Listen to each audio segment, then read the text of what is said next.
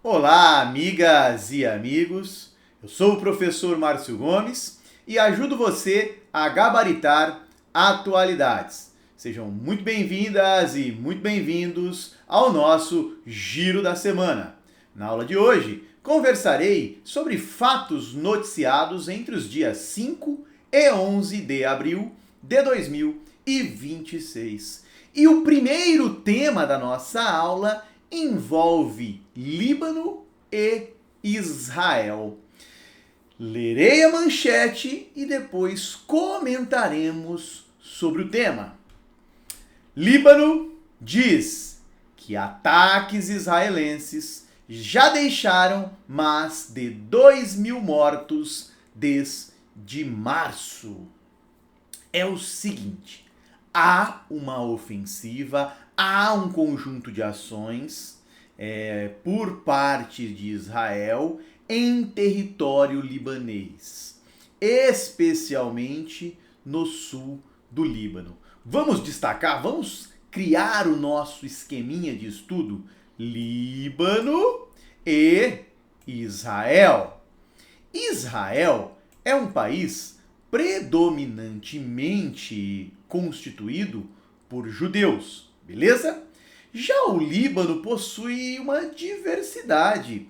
Cerca de 60% da população é muçulmana, 35% constituída por cristãos e 5% são drusos. Esses países possuem uma fronteira, então o Líbano fica ao norte de Israel. Então há uma fronteira entre Líbano e Israel. Tudo bem? E o fato é essa ação, essa incursão terrestre de Israel que acontece no sul do Líbano. Tudo bem? Pá, Márcio. Até aí eu entendi. Primeira questão então de prova possível. Banca questionar. Qual país que possui fronteira com Israel tem sofrido com ações israelenses?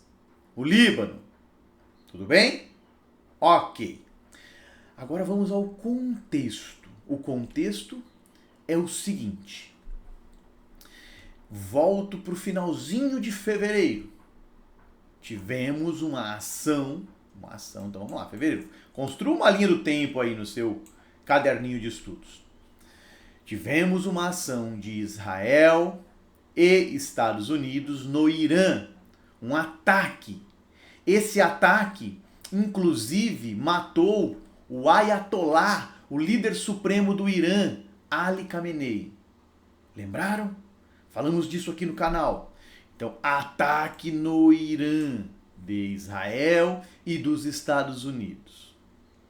Após esse ataque, após a morte de Ali Khamenei, um grupo que atua no Líbano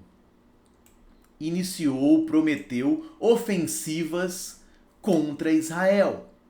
Que grupo é esse? Pega a caneta vermelha, esse pode ser o ponto de prova. O grupo Hezbollah.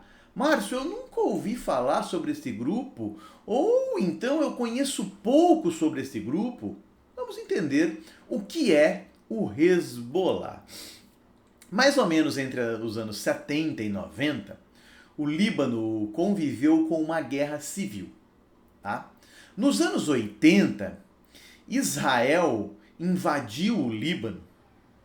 Aproveitando esse contexto aí de guerra civil, Israel invadiu o Líbano para expulsar a Organização pela Libertação Palestina, um grupo que convivia ali no Líbano, que lutava pela libertação da Palestina. Essa entrada de Israel no território libanês motivou o surgimento do grupo Hezbollah. O Hezbollah é um grupo xiita, um grupo que, durante a sua história, sempre teve o apoio do Irã. É um grupo que tem representação política, então é também um grupo político, mas também paramilitar. Então tem essa dupla atuação, ora paramilitar, ora político, mesclam, né, essas duas ações, acabam se mesclando na trajetória do grupo. E o Hezbollah tem uma aversão a Israel. não aceita a existência de Israel. Até aqui, beleza? Tá, Márcio, já compreendi. O Hezbollah é considerado um grupo terrorista por parte da comunidade internacional. A União Europeia demoniza muito o Hezbollah. E o Hezbollah também integrava aquele eixo da resistência. Vou colocar aqui o eixo. O que é o eixo da resistência? Um conjunto de países e de grupos liderados pelo Irã, que tem uma postura hostil a Israel e a influência ocidental no Oriente Médio. Então o Irã é o grande líder desse eixo da resistência, mas existe também o Hezbollah, os Houthis que atuam no Iêmen, você vai ter o Hamas, beleza? Ok. Então, diante dessa promessa do Hezbollah de revidar, de apoiar o Irã, de atacar Israel, a decisão das autoridades israelenses foi de criar uma zona tampão no sul do Líbano. Invadir, ocupar, estabelecer uma zona que eles chamam de segurança, mas a pergunta é segurança para quem? Segurança para o libanês? Ou segurança para o israelense, não para o libanês? Tá? E diante da ação israelense, nós temos consequências dramáticas no Líbano. Quais consequências? 2.000 mortes, 6.000 feridos, 1 milhão de pessoas deslocadas, o que representa 20% da população do país. Então, uma grande crise humanitária. Posicionamentos. Como que a comunidade internacional enxerga essa ação? A União Europeia critica muito o Hezbollah. O Brasil condenou essa ação, né? Pede, principalmente israelense, pede o fim dessa ação militar. Há um debate sobre soberania, se Israel teria, né, esse direito de invadir o território libanês, porque não é uma guerra, e isso tem que tomar muito cuidado, hein? Não é um atrito entre Israel, o governo de Israel e o governo do Líbano. Só que ao Israel tomar essa ação no sul do Líbano, podemos dizer que há a configuração de um respeito à soberania do Líbano. E o governo do Líbano é cobrado por atuar aí de forma efetiva para desarmar o Hezbollah. Então, fiquem de olho nesse fato. Todo mundo focou no Irã e esqueceu desse conflito regional muito importante. E o segundo fato da aula, de certa forma, dialoga com o primeiro. Negociação entre Estados Unidos e Irã, negociações, né? Terminam sem acordo. Novamente, vamos recapitular. Finalzinho de fevereiro de 2026, Estados Unidos e Israel atacam o Irã. Por quê, Márcio? Vamos pensar aqui, nunca é um único fator. O que aparece ali em evidência olha, é um ataque preventivo, justificativa dos Estados Unidos, porque o Irã não pode desenvolver armas nucleares. Se desenvolver armas nucleares, isso coloca em risco os Estados Unidos, coloca em risco Israel. Então, essa justificativa para o ataque. É um ataque contra o programa nuclear iraniano. Mas não é o único debate. Você pode ainda citar a questão interesse de Israel e dos Estados Unidos em uma mudança de regime no Irã, o que parece que não irá ocorrer, parece. O Irã tem a terceira maior reserva de petróleo, então o aspecto econômico não pode ser desconsiderado. Mas o fato é que o ataque aconteceu e o Irã tem revidado. Revidado diretamente Israel e Estados Unidos? Não diretamente, né? Principalmente os Estados Unidos. Ataca bases militares ou países ali que, de certa forma, dão espaço aos Estados Unidos. Então o Irã promoveu uma série de ataques regionais e alguns ataques direcionados a Israel também. Beleza?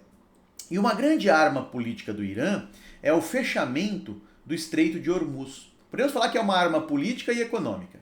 O Estreito de Hormuz liga o Golfo Pérsico ao Golfo de Omã. Estima-se que 20-25% do petróleo mundial passe por aqui, petróleo e gás, passe por aqui. E é um canal bem estreito. E o Irã detém parte desse controle, né? O Irã acaba, então, que fecha essa passagem. Quais são os reflexos disso? O preço do petróleo sobe. Então o barril do petróleo que custava $65, ele ultrapassa 100. O Irã cobra pedágio para algumas embarcações cruzarem essa faixa. E isso tende a ocasionar uma inflação global. Beleza? Tá. Nesta semana, o Estreito de Hormuz foi meio que reaberto, parcialmente aberto, né? Parcialmente, não totalmente. Estados Unidos e Irã costuraram um cessar-fogo. E quem tem mediado um possível acordo, um possível desfecho para o conflito, é o Paquistão. O Paquistão consegue conversar com o Irã e com os Estados Unidos. Beleza? Tudo bem até aqui? Só que após muitas horas de conversa, esse acordo ele não foi ali finalizado. Negociaram, mas a reunião termina sem um acordo. O que parece existir nesse momento é uma disputa também de narrativas.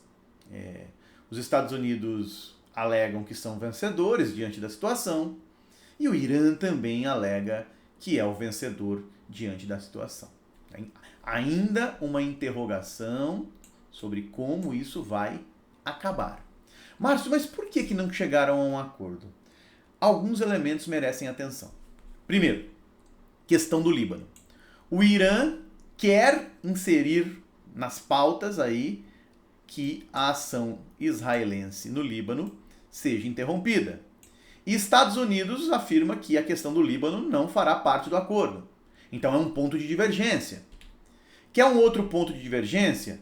Os Estados Unidos pedem o fim do enriquecimento de urânio e um compromisso do Irã para não produzir armas nucleares.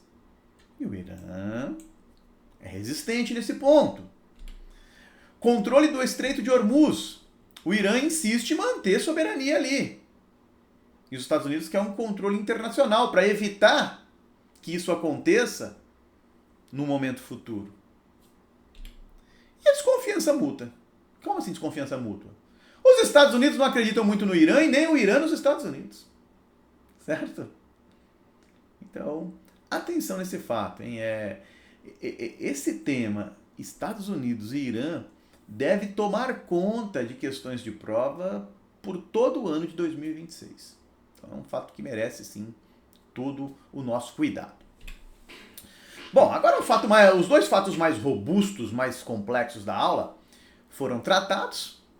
Agora são elementos pontuais. Aparecerão em prova, mas só nos meses posteriores ao fato. Depois eles tendem a sumir.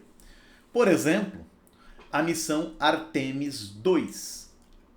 Comentei na aula na semana passada, né, que tivemos o envio de uma missão até a Lua. Detalhe, não ocorreu o pouso, apenas fez ali um contorno, então tá a Lua aqui, a missão passou lá até pelo lado oculto da Lua, então fez um giro ao redor da Lua. Era uma missão tripulada, anota isso, a banca pode perguntar, uma missão tripulada, e é a primeira missão tripulada a passar ao redor da Lua em mais de 50 anos, desde o programa Apollo, lá na década de 70. O nome da missão, Artemis II. Eu sei que sou repetitivo, mas isso pode cair em prova. Então, só aqui, possibilidades de prova. Nome da missão, Artemis II. Tudo bem? Segunda observação que pode cair em prova. Uma alternativa afirmar que a missão não era tripulada ou que era tripulada. Sim, tripulada. Terceiro aspecto, não pousou na superfície da Lua. Apenas um giro ao redor. Outra possibilidade, o nome da cápsula, já vi questão desse tipo. Cápsula Orion, tá? Cápsula Orion. E aí, na sexta-feira, isso foi bem legal. Viajava, estava na casa das minhas irmãs, são do meio corporativo, não curtem muito essa questão espacial, nem é o foco delas, mas e elas paradas, né, à frente da TV, vendo e falando: "Ô Márcio, o que está acontecendo aqui, ó? Tá chegando uma nave, o que é isso?" E aí fui explicar. E aí elas relataram que várias pessoas, colegas, pararam para ver esse momento. Então foi um momento marcante, simbólico, e a banca pode colocar isso em prova. Qual é o momento? O retorno da cápsula para a superfície terrestre. Tá? Então foi transmitida ao vivo, né, essa chegada. E o que marca esse momento? Uma desaceleração extrema. Para vocês terem uma ideia, a nave estava numa velocidade ali de 40 mil km por hora e depois ela chega a 32 km por hora. Imagina? Isso é bem interessante. E há uma grande elevação de temperatura, por isso um momento assim peculiar. A temperatura pode bater aí 2.700 graus Celsius, né? Uma temperatura elevadíssima. Mas deu tudo certo. A missão foi completada com êxito e a cápsula Orion pousou no Oceano Pacífico. Tá? Então, se a banca falar que houve uma destruição, que explodiu, que deu errado, algo nesse sentido, eliminem as alternativas. Deu tudo certo nessa questão de segurança. Fez o contorno ao redor da Lua e voltou à superfície terrestre. Ah, temaço! Como eu gostaria que isso caísse em prova. Por quê, Márcio? Porque ia derrubar um monte de candidato. E alguns lembrariam, lá no canal do Márcio, o fato apareceu. E costuma, hein? Cuidado! Lula sanciona a lei que regulamenta a profissão de doula. A primeira coisa aqui que o candidato deve conhecer é o que é essa profissão. O que é uma doula? Imagine uma profissional, tá? Um profissional que faz o quê? Que oferece um apoio psicológico, eu vou colocar emocional, vai entrar em áreas emocional, físico, informacional à gestante. Então presta um apoio à gestante durante o parto. Especialmente, não exclusivamente, especialmente durante o parto normal. Ô Márcio, então é uma profissional que entende muito sobre parto? Sim, que já acompanhou e sabe ali como orientar fisicamente, como orientar emocionalmente, quais são as informações para a gestante. E não havia uma regulamentação. Agora temos uma lei que regulamenta. O que diz essa lei? Quais são os requisitos? Exige diploma de ensino médio e curso de qualificação profissional. Então teremos cursos de formação específica de doulas no Brasil. Tudo bem? Tá, Márcio, mas e aquela profissional? Imagina aquela senhora que tem quase 70 anos, que mal fez ali, cursou o ensino básico e sabe tudo. Como é que fica a situação dessa profissional? A lei permite a atuação daquelas pessoas que na data dessa lei já exerciam comprovadamente a profissão há mais de 3 anos. Então ela não será excluída. Então é um elemento interessante da lei. E os cursos devem chegar aí a uma carga horária mínima de 120 horas para os novos profissionais. Tá?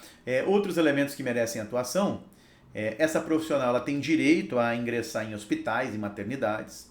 A presença da profissional não exclui a presença do acompanhante. Então, porque poderia gerar um mal-estar, né? Não, o hospital não aceita a presença da doula. A lei permite o acesso dessa profissional. Fechou? Olho nesse tema, hein? E o nosso último tópico envolve a China, e também fala sobre, de certa forma, sobre maternidade. China derruba postagens contra o casamento e a maternidade. Acho que não é segredo para grande parte da população que a China possui alguns mecanismos de controle das redes, né, de controle da informação.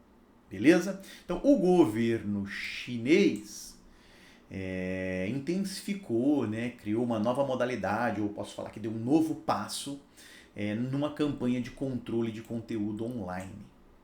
O foco agora é proibir publicações contrárias à formação da família tradicional. Eu já explico isso aí, o que é essa família tradicional, tá? Proibir publicações contra a maternidade, contra o casamento, contra a paternidade. Nas gerações mais jovens, nota-se um movimento, desejos, olha, não quero casar, não precisa casar, não quero ter filho. E a sociedade chinesa vive com essa situação. E para o governo chinês, isso parece, no longo prazo, ser prejudicial. Por quê? A população chinesa apresentou declínio nos últimos anos. Para vocês terem uma ideia, em 2025 a população chinesa teve uma queda de 2 milhões. Ela não aumentou, menos 2 milhões de habitantes. Isso porque a natalidade é baixa e a mortalidade supera essa natalidade.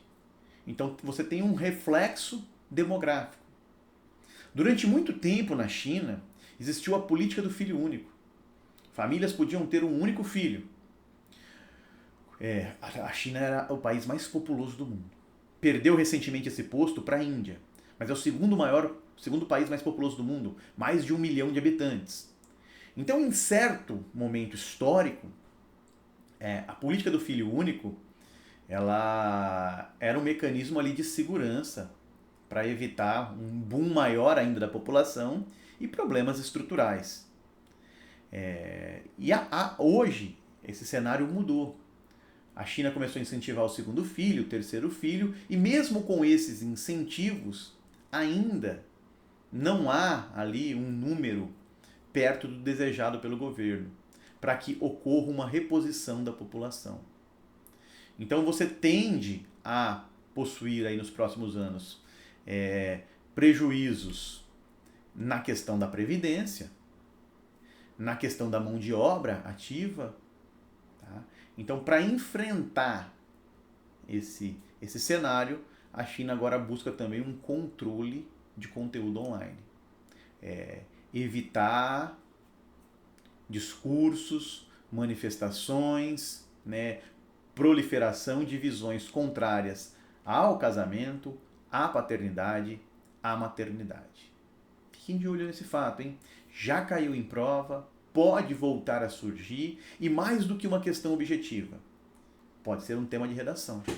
Como assim, Márcio, um tema de redação? Poxa, a banca vem, fala sobre a questão da natalidade, coloca até um contexto brasileiro e pede para você discorrer sobre medidas para você ter ali,